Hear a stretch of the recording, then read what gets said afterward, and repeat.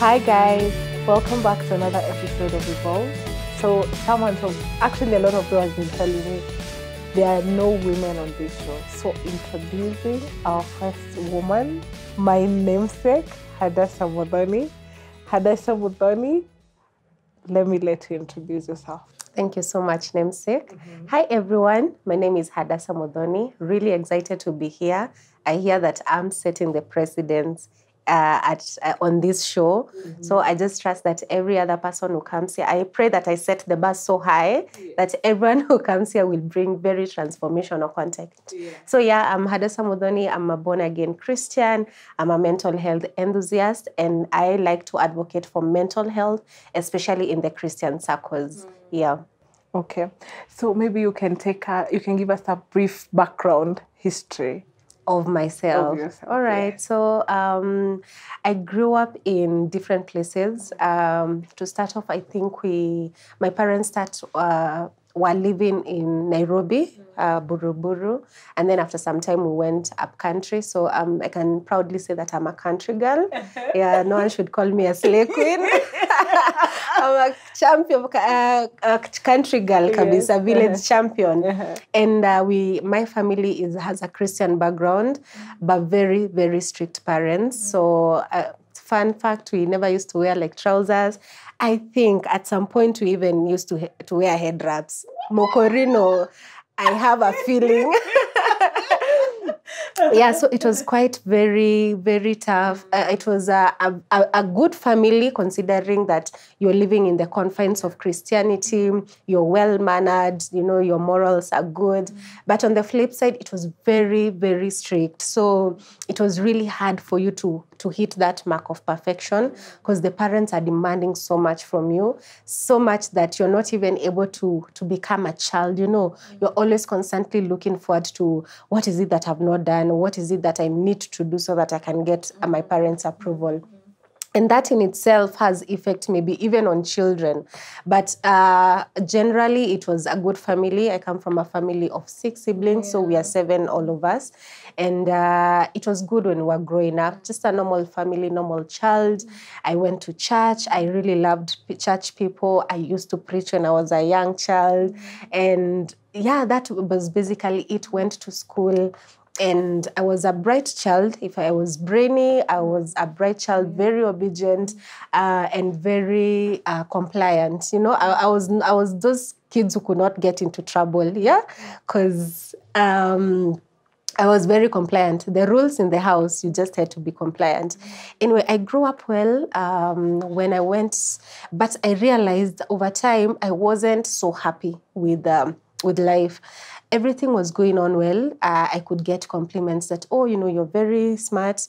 But even at the time, I didn't really know that I was beautiful. I actually think I was a tomboy when I was growing up, because I think I was handsome, yeah, instead of beautiful. You are very beautiful. Thank you. So we used to shave our hair, but I could get these compliments that I'm a smart baby. I was a smart kid, because I could get those badges. You remember those days of badges? Yes. Best in English, best in what? Yes. I would get so many of those. And but I realized that I really wasn't so vibrant. as other kids. And then I'm talented generally. I'm very artistic. I act. Okay, I don't do it actively, but I'm very artistic. I'm a thespian. So if I'm given a platform, I hope your viewers can give me a platform to act. Yeah, Most definitely. yeah, so I can act, I can sing, I'm very creative, I'm a writer, so I could even write when I was really young. And I had all these things, it was like all encompassing. I'm not only smart in school, but I'm also very artistic, yeah. But I seemed to be very lonely. In as much as things were going well for me, I seemed to be very unhappy and very withdrawn. You realize that when I go outside there, I'll be very vibrant. But when I come home, I'll just recoil. I'm not talking. I'm sleeping too much. I'm just looking forward to the next day so that I can go to school. I just seemed not to be as happy. My life was quite lonely. But that was when I was in primary school. So there's that confusion. You're not sure whether it's self-esteem issues. You're not sure whether it's identity issues. So, but either way, I didn't put much thought into it. Actually, looking back in retrospect, that's when now I realize actually something was off even back then. So I managed to pass well my examinations. I go to high school. And then now in high school, that's when I could actually tell something was off. The first time I could now put a finger on, I'm not like other children. Yeah, it's true. I'm passing my exams. I am studying well. And actually, because there was a trend that now started in high school, I really could oversleep. So I'll be the first one to get to the dormitory. Maybe that's at 9. I'm not even taking a shower. Straight kwa kitanda shwa. Then in the morning, you're sleeping at 9. But even at 5, those are enough hours of sleep. You're really struggling. It got so bad that, and then, no one is caring about you. No one is looking after you in high school, everyone for themselves. So people wake up and then they just leave you. You're there. The patron is going round. They're finding you asleep. You're getting punished. But I had a friend of mine. She was 1 year behind me. So it's like she took it upon herself. Every time in the morning, she would wake up, do her stuff, pass by our dormitory, then wake me up, ensure that I go to class, then I would shower after that. So that was actually something that people would joke about it. They'd say, I sleep too much. Actually, there's one chick who kept saying, I was bitten by a tsetse fly. It was funny that time. Because I would really sleep a lot. Then I was very petite. My appetite levels were very low. But, I was actually preaching somewhere and I was saying that people perish. The Bible says that people perish for lack of knowledge. But then it also says that in times of ignorance, God overlooked. So I didn't know what was happening. And it's like God just applied enough grace for me that the little time I spent in books, I was able to absorb so much. And I could also remember that I translated it into my exams and I passed. So I joined campus. And I think that is when now everything unfolded. I realized that I wanted to live in very dingy places. I was alone. I can tell you for sure to date, I didn't establish one relationship with anyone from my class. The only people that I have very distant relationships with from campus are those people I went to Christian Union with, and they were actually behind me. And it's all because I could not really hold relationships. Not that I was a toxic friend, but I just kept people from a distance. I didn't want anyone coming to my space. I was so protective of, and now people call it energy, but then I was just protective of my space. I just felt maybe they're going to hurt me or they were going to leave me. I've not mentioned it, but when I was growing up, I have mentioned that I felt like I would recoil when I got home. And it's maybe because I felt I was a bit neglected as a child. And I felt like I wasn't really treated like every other person in the house. So I think I built walls from that point. So in campus, I'm here.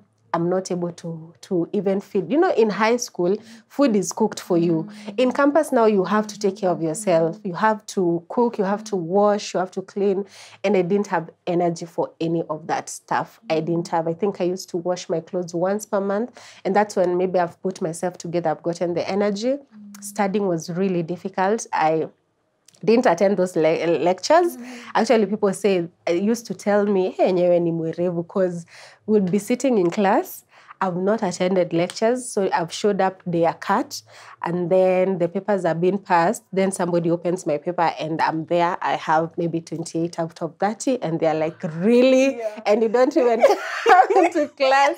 Yeah. But let me tell you, one day, I was going to class normally. So even the day, I've gotten energy, I've put myself together, I'm going to class. So I find people, they are coming from class, then they're asking me, hey, when you finished so early, Ajay? Then I'm asking them, finish what? Then they tell me, see cat. Actually, there was a cat that day, and I didn't know there was actually a cat. That's how bad it was. I wasn't even keeping tab of what is happening. I couldn't stay in the library. My concentration span was very short. But the only thing I remember I used to do consistently was to pray. And I would cry so hard to God. I'd go to the pulpit and I'm just lying down and I'm crying and I'm telling God, this emptiness, there's just an emptiness in me that I can't explain. And if you don't deal with it, if you don't fill this gap, I don't think anyone will ever feel it. And one of the ways I actually tried to fill that gap was getting into casual relationships. You know, you date this person after a week. I think my shortest relationships have been weeks. And you realize they're actually not filling that gap. You move to the other person. They are not actually giving you the satisfaction that you want. And for me, I just knew there was something fundamentally wrong with me. And I managed still to graduate campus with all the challenges, and campus was terrible. Man, it was terrible for me. I saw people thriving in their relationships. I couldn't hold a relationship because I'm feeling if I let somebody in on my life, they'll get to know these flaws and maybe they will go. I just didn't feel secure in me as a person, despite knowing that, you know, you're smart, you're beautiful. I actually struggled with that concept very, very much for a long time, just accepting that you're actually beautiful. You're actually so a beautiful woman. Yeah. Thank you. And so I just felt something was fundamentally wrong and that people could not love me for who I was as a person. And you know where that goes back to? My childhood, where I felt unless I performed so well, unless I was a good girl, that's the only time my parents accepted me. So I've lived life just working so hard to be accepted, to be approved, yeah? And it goes back all the way to my childhood. So to cut the long story short, I get out of school and I'm now out here, I'm hustling, and by the grace of God, I get a job. And when I got the job, I just realized I'm not even behaving like the other people. Now the trauma is so bad that I'm having outbursts. So mtu ananikosea kidogo at the slightest inconvenience. I'm shouting, you know, I'm just out of order. I'm not even behaving professionally. And I just knew, I kept knowing something was off. So I used to write a lot. I've told you that. I've been writing since I was young, creative writing. And so I used to pen down all these feelings and all these emotions. And I remember I actually did a piece on my blog and I was saying, I finally found a name. Because I was recounting how my childhood was and some of these things that I've told you. And I was like, all this time I didn't have a name for it until I met someone and they told me, you can actually see a doctor. And I walk into a doctor's room and I'm explaining everything. And you know, the funny part of it is that all this time I'm not in any pain, yeah?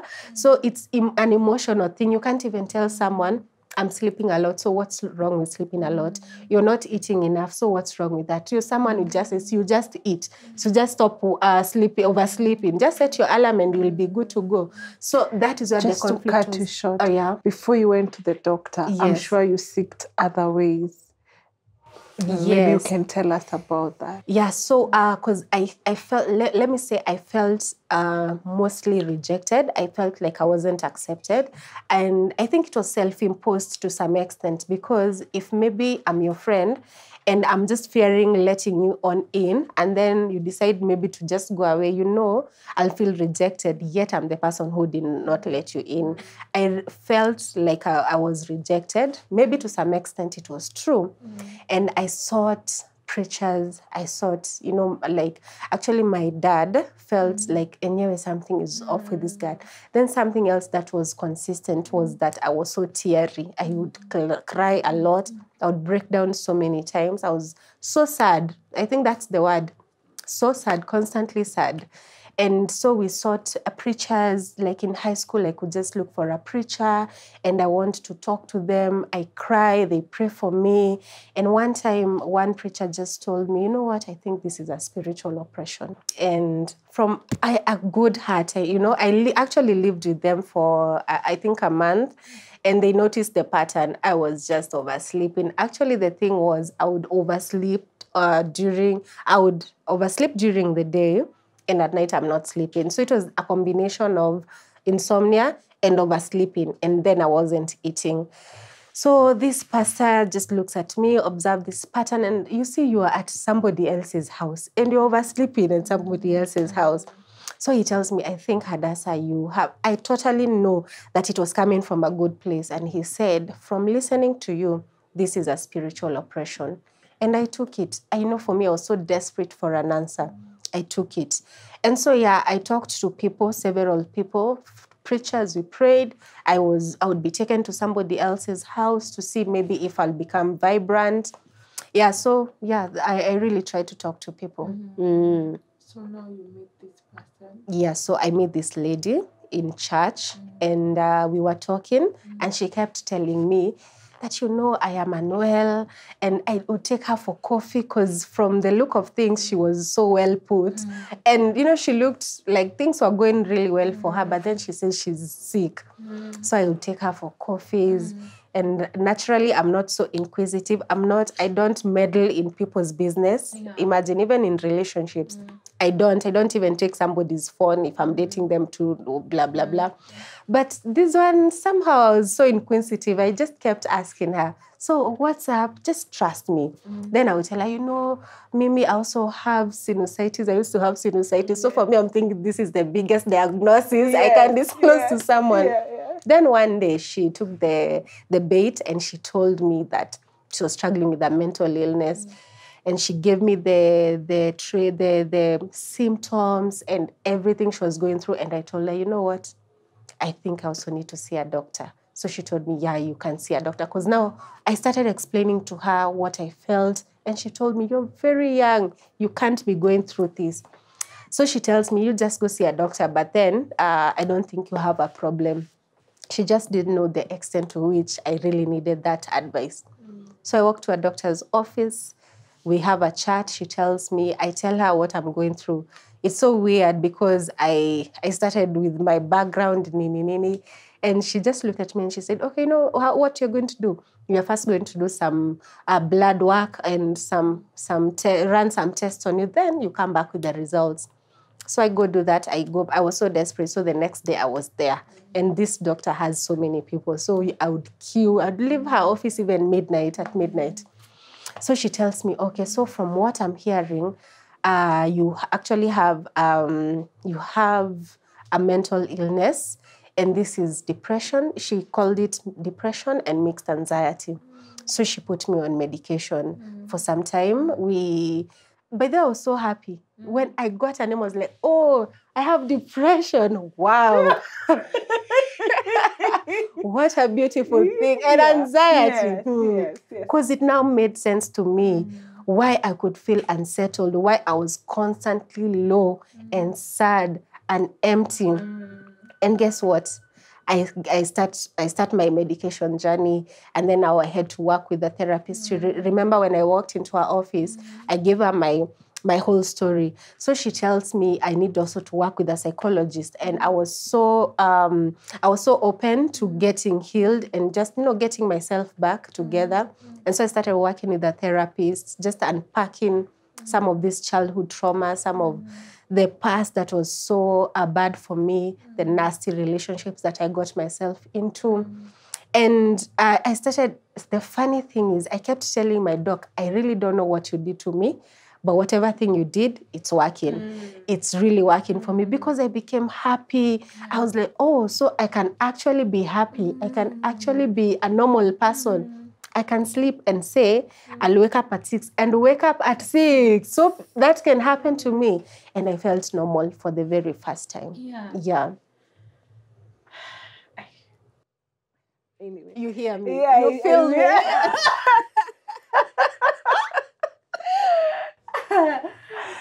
So now you have the diagnosis, and so now you can get into relationships, you can hold a job. So now what happens next? All right. So I get the diagnosis, but it really doesn't stop there. Let me tell you. So I was happy to get the diagnosis, but after some time, you're like, oh my God, wait a minute, I have depression.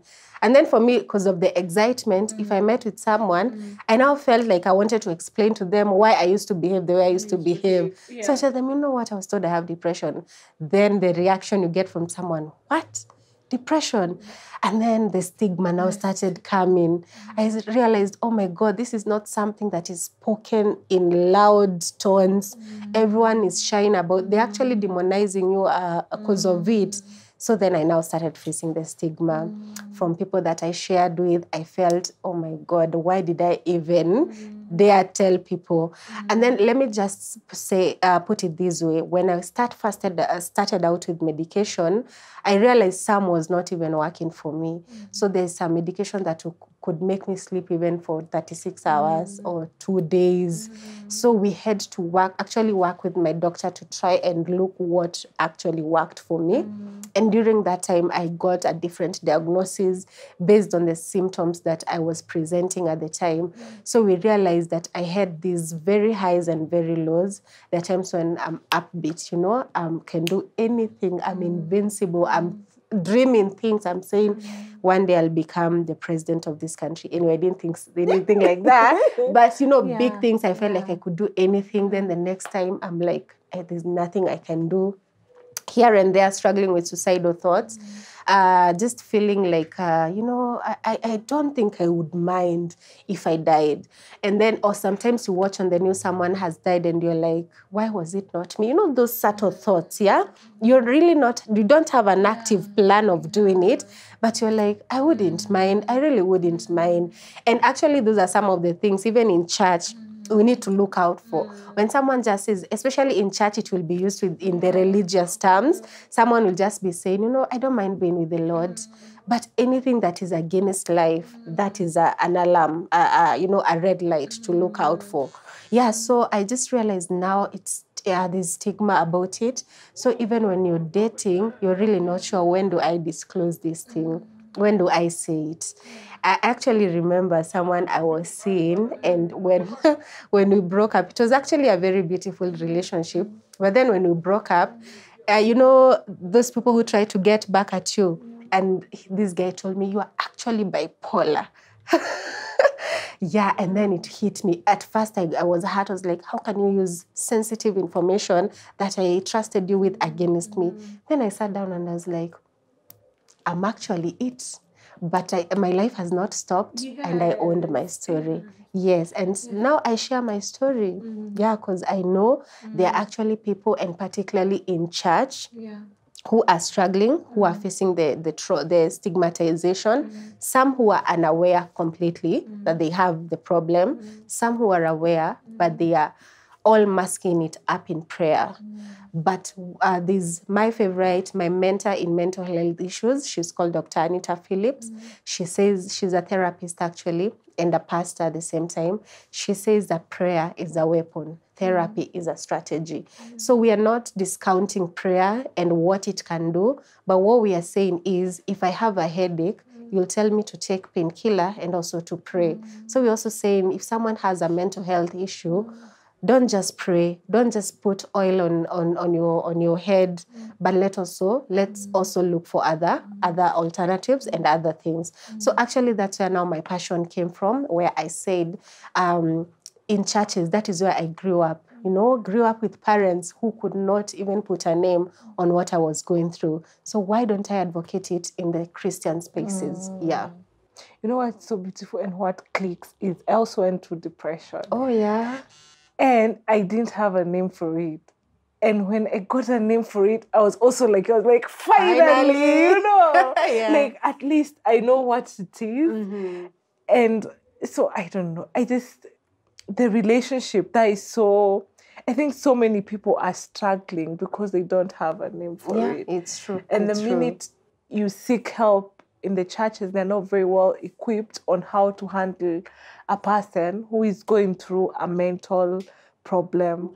And so I don't know how it starts with you and I, how you and I can, you're already doing it. I'm already can doing just best empower the churches so that when people come, they are not secluded or told it's a demon, and they can be able to be guided to the right places to seek help. Yeah.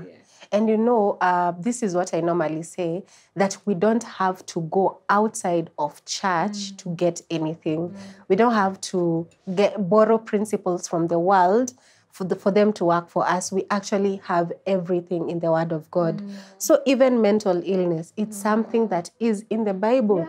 Traumas, they're in the Bible. If you look like the story of Jacob, Jacob went through a generational kind of trauma where his dad had favorites. He favored Esau over Jacob.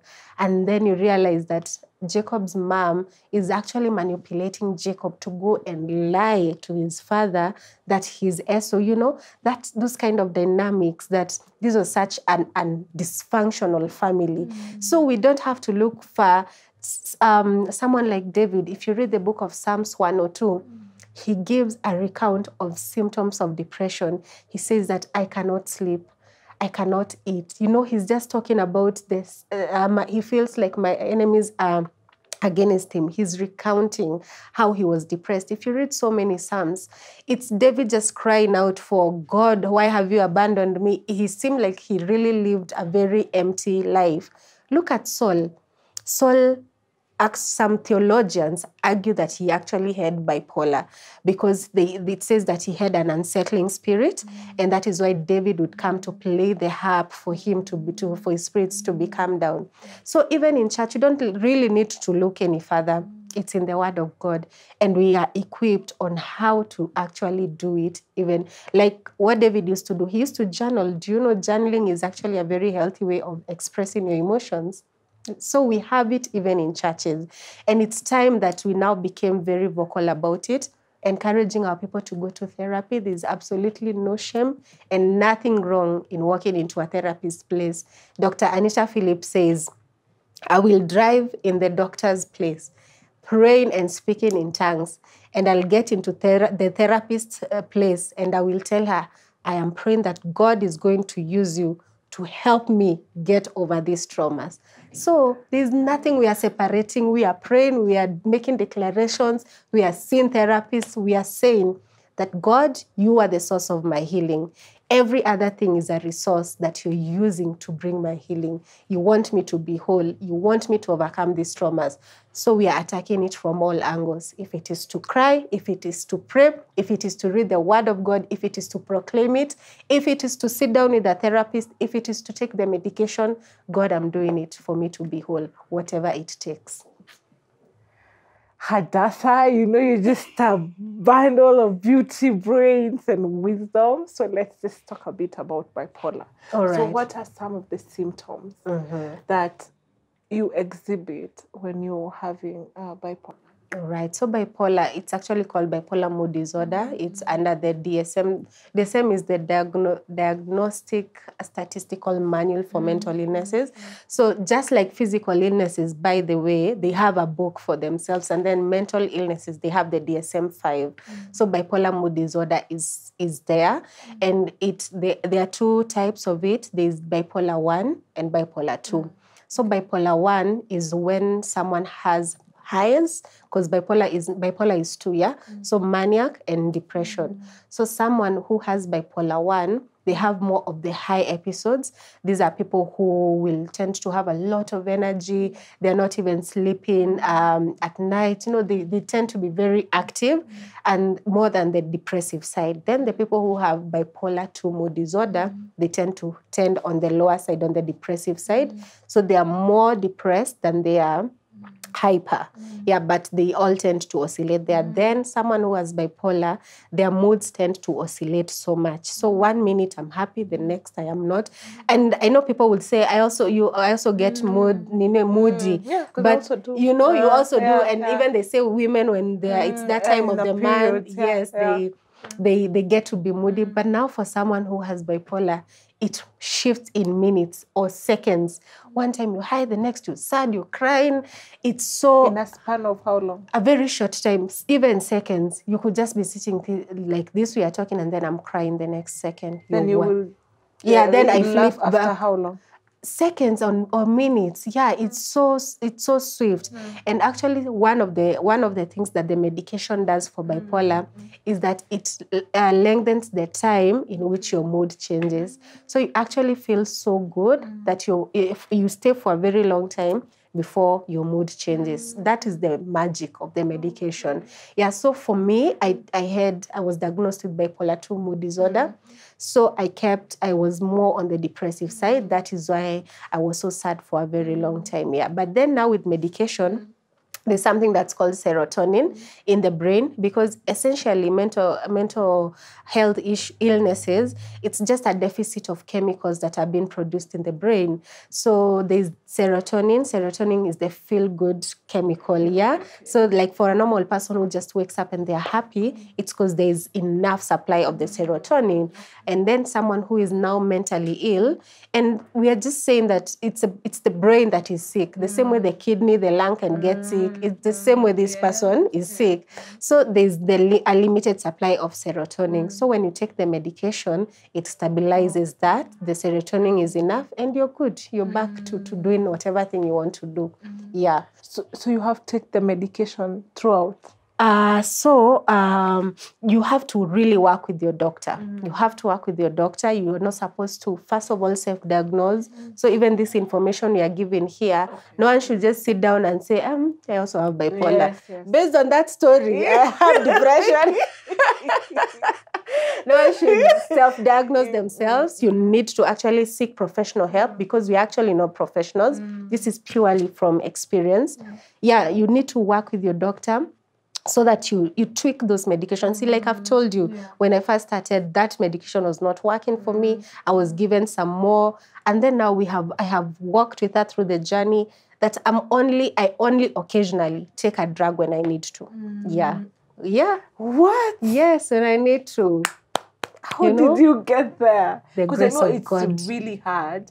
I know it's so hard, because I listened to Shebesh's story, and she was saying how hard it was for her to manage. She's also bipolar, to manage.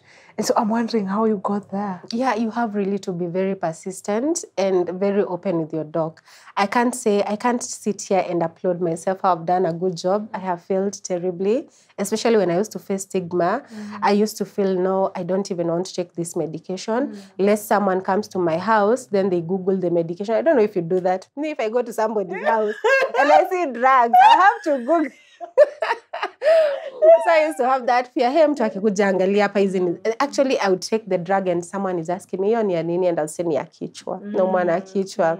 So that time, I actually stopped taking and I relapsed. And for me, I have a fear of relapsing over taking the medication. I'd rather take the medication than I relapse. So yeah, the point I'm driving home is that you have to really be consistent with the medication. Just follow what the doctor is telling you. What happens when a person relapses? Because you've said that's your fear. Yeah. When you relapse, it's like you start all over again. So you get depressed. If maybe you're bipolar 1, you become maniac. You are not able to hold down a job. You're not able to hold relationships. Because mental health, mental illnesses, mental health issues, what they do is that they affect the way you think. They affect and the way you behave. There are 3 things. It's the way you think and behave. I can't remember the third one. So the behavior is actually very much affected, and that also includes how you relate with other people. So essentially, when you relapse, is that now you are dysfunctional. You're not able to function again properly. Yes. Oh, wow, that's so unbelievable. Yeah. So. Sorry? Yeah, so that's actually something that can be taken note by maybe someone who is affected and also the caregivers, how important it is for someone to stay on their medication. How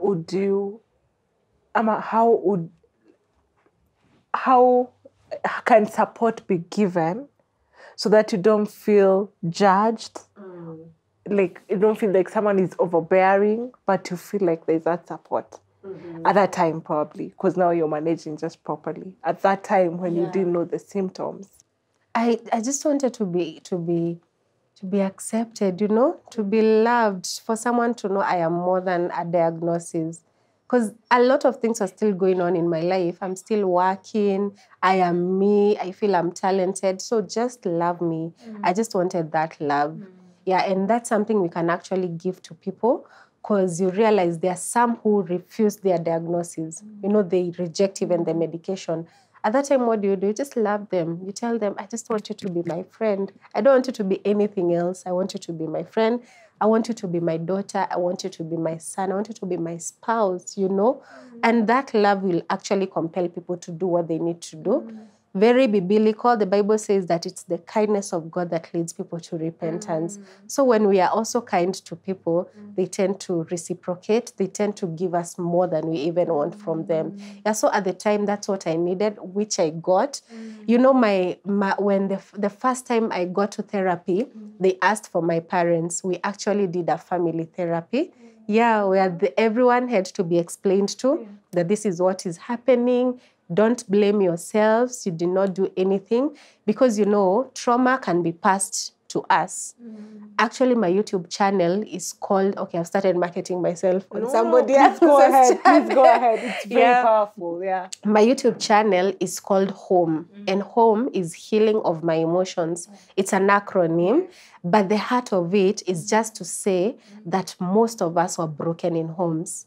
And the people who broke us, they did what they did best with the information they had and with what they had at their disposal. So I can't say my parents intentionally chose to neglect me. We were so many of us. Maybe the attention went, you know, ilipotelea huko katikati. So I can't really say that whatever thing they did was intentional, but one way or the other, it broke me. But the intention of God for a home and a family was to bring healing. And that's why my YouTube channel is called Home, so that the same place that we were broken from, we may get the healing from. So the whole point that I was saying is that we got information. My parents were talked to. They were told, don't blame yourselves. You did what you could at the time. So from now on, let's work on how she can be back on her feet, on how she can be whole. Yeah, and I got that support to date. Oh, I feel the support. Yes, yes. So you've told us there is bipolar 1 and bipolar 2. So bipolar 2, it's when you have more of, you exhibit more symptoms of depression. And bipolar 1 is when on a high. Yes. So how do you support someone who has bipolar 1 and they're mostly on the high? On the high. So there's also medication that comes and brings them down.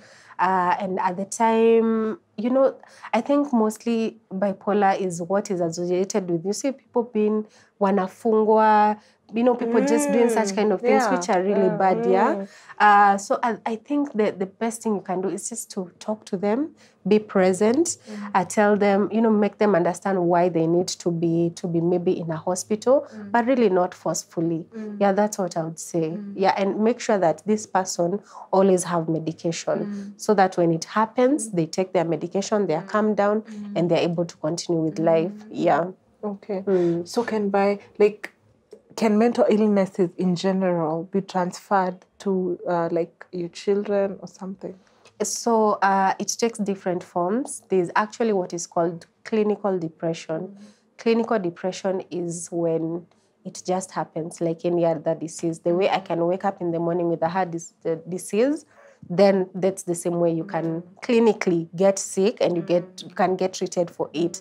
Then there's also, actually they say there's no, we cannot attribute it to a single source. Yeah, so one can be genetic. You can come from a family that has had a history of it, so you can be predisposed to it. And then trauma also predisposes people to mental illnesses. Yes, so one is very purely biological, and then genetics, and also trauma, childhood trauma. It doesn't have to be childhood. Any form of trauma can predispose you to mental illnesses. Yeah. now you're managing it. Can like bipolar get to a point where you don't, I don't know the right word to use, but where like you don't have it anymore? Well, this is what they say about mental illnesses. You have to manage it for the rest of your life. But the beauty of it is that if you work closely with your doctors and your therapist, and you research, personally, I just say you also need to do a lot of research. So you're self-aware, you know your triggers, you know what you need not to do, you know the people that you need to let go of, the people you need to keep close. A lot of research also helps for you to become self-aware. But the whole point that they say is that you need to work with your doctor as well so that they can go reducing the medication. But I'm a believer. I believe in the power of God. I believe in miracles. And you can get healed forever. I love how you've drawn the relationship of mental health with the Bible, but still encourage people to go for therapy. Yes. So there's a person there who is wondering, who is seeing you, and they're like, you can afford therapy. And me, I can't. Even food is a struggle. Yes. So where do you seek help? Actually, that's a challenge that we are having in the country. I was doing my own research, and the ratio of a doctor, especially a psychiatrist, first of all, we have about 116 psychiatrists in the country.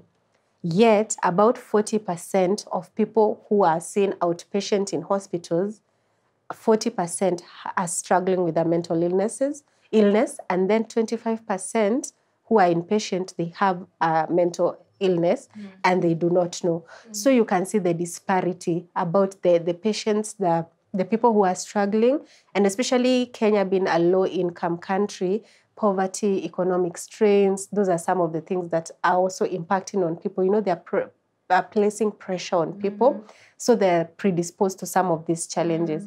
So you can see it's such a huge gap in the country. It's not just a problem that we are dealing with on the face value. Also, the government has a lot to do for people to just access primary care, health care for mental health. Because if we are having only 116 psychiatrists, and the population is about 52 million. You can see the gap, how big that gap is. So generally, the challenge is actually starting from up there, leave alone even someone affording it.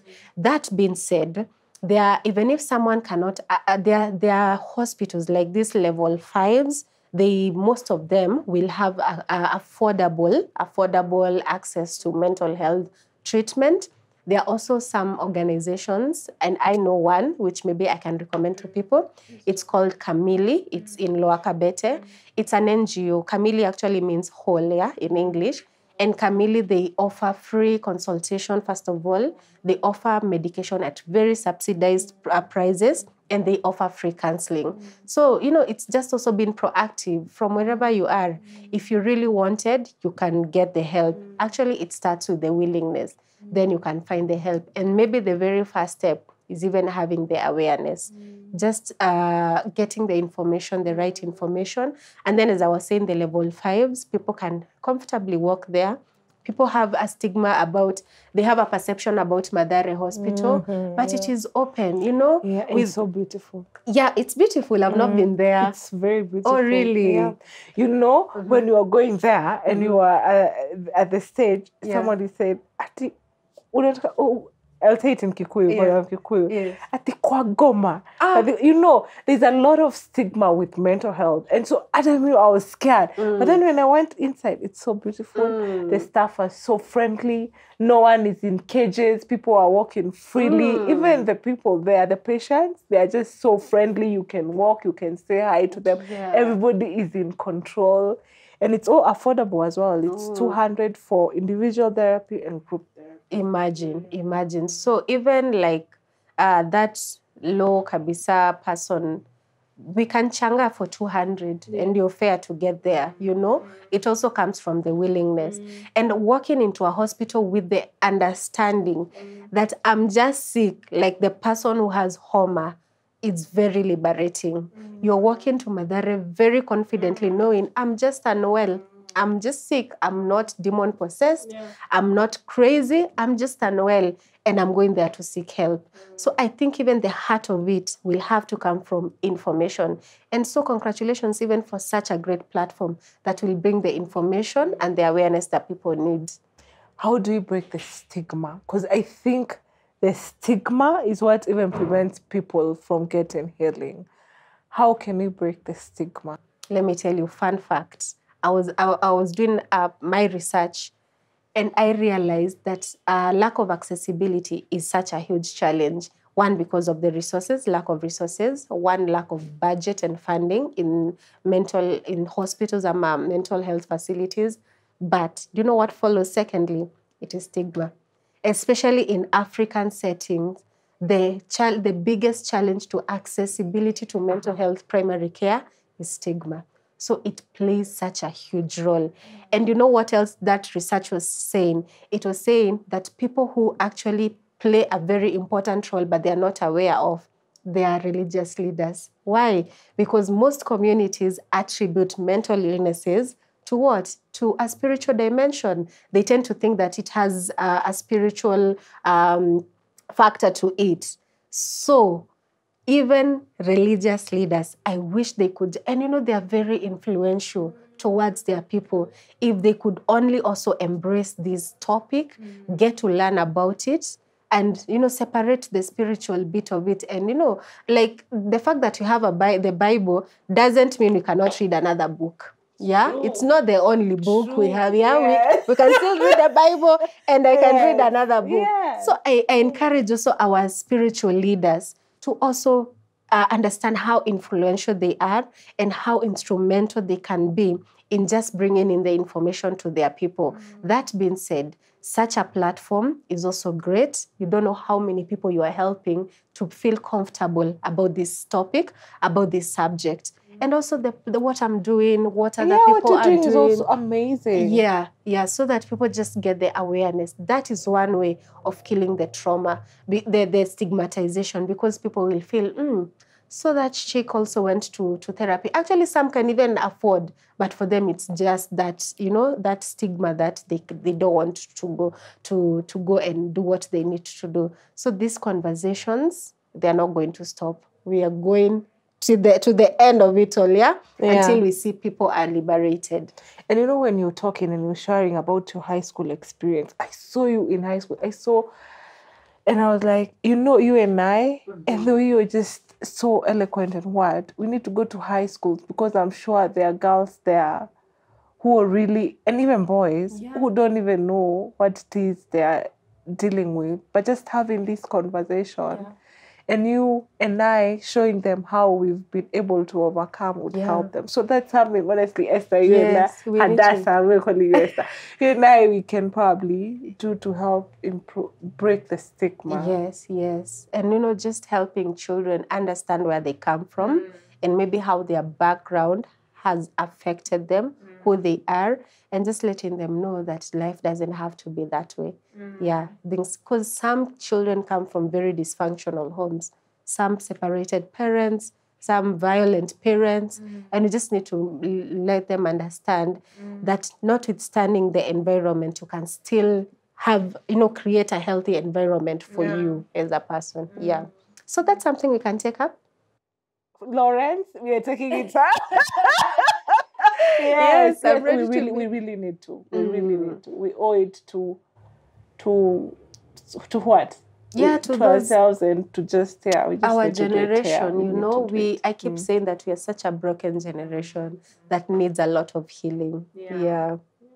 I don't know. That was such a beautiful conversation, because today we're talking about you've converted your pain into purpose. Yes. That is so difficult to do. And you've gotten your purpose from your struggles. And I think everybody who is just going through loss, moment of loneliness and what we should ask ourselves, what is God trying to pull out from me? Because in our loneliness, God brings out the purpose. Actually, I love the way you have put it. That what is God trying to pull out? Because this is something else we have seen in Christian circles. where people try to tell you that whatever you went through in life, it's because God was trying to make you strong. I don't believe in such kind of God who makes you become sexually abused when you're young, when you're just a child, for him to make you strong. No. But the God I believe in is he can squeeze something good out of something bad. So it's true, we can go through experiences. We cannot attribute them to God because God is a loving Father. But if we give it to him, he's able to bring something good and beautiful out of it. And I'm happy that he has done that for me. Yeah, that he's used my pain, my lonely days, and turned them into a ministry. Yeah. You know, Hadassah, you're such a blessing. I've been listening to your channel. I've been listening to your sermons, and you're such a blessing to this world. Thank you, my dear. Because honestly, you make a person think. You know, it's like God sends you to instill questions and answers into people. You're such a blessing, and I pray you continue doing what it is that you're doing. Thank you so much. Yes. So I would allow you to share your YouTube. You said it's called Home. So we can share here so that people can subscribe. There's a lot of rich information there. Then also, is there something else probably we've not covered and it's so important to the conversation today? Yeah, I think most of it we have covered, and maybe in Christian spaces and, okay, I wanted to say at Africans, and we are Africans. We are Africans. But we need really to get comfortable with this conversation, and especially people in the church, that it is not a curse. No one is demon possessed. Let's get those people out. Let's understand that healing is possible. And whatever happened to us, that was not our fault. But our healing is our responsibility. We got to take responsibility of ourselves. And when we do that, we are not doing it for ourselves. We are doing that for generations. It is where you stand and say that rejection stops with me. Trauma stops with me. I choose to be a very deliberate and intentional parent, that my children will not have to suffer the kind of trauma that I went through. So when you take up your healing journey, when you start it off, you're not doing it for yourself. You're doing it even for people to come. That way we are going to become healthier friends. We are going to become healthier spouses. We are going to become healthier parents. And we are just going to raise a better and healed generation. The end. It's just like the way you get into an accident and the car is broken down and you have to go to the hospital to fix the injuries. It's the same thing with the brain. When you suffer a traumatic experience, it could be death of a loved one, it could be the end of a relationship, it could be loss of a job, it could be a harsh environment when you're growing up. It could be anything rather. It causes a damage to your brain and you need to go to the hospital to get a healing so that you can become better. Absolutely. So in the same way, let us just embrace everybody who is going through a mental struggle, because support is number one thing into healing. So I don't know if there is something else. Just to tell people, let's attack mental illnesses from all corners. Call the name of Jesus, read the Bible, apply the oil on the whatever, walk to the doctor's office, therapy, journal it down. We can do this. We can. Yes, we can. So that's it, guys. That was such an amazing episode. This is Evolve Africa, where we are constantly growing by acquiring knowledge to become better people. The end. Cheers. Oh, we make lemonade. Lemons out of lemonade. Lemonade. Huh? Lemonade out of lemon. Yeah, when life gives us pain, we make lemonade and we create. Cheers.